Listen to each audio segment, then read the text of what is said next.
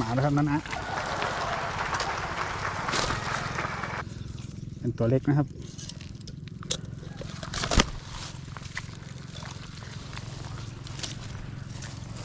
สุดยอดครับ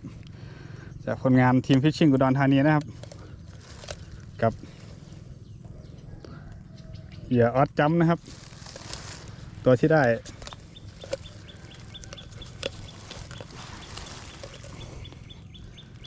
ก็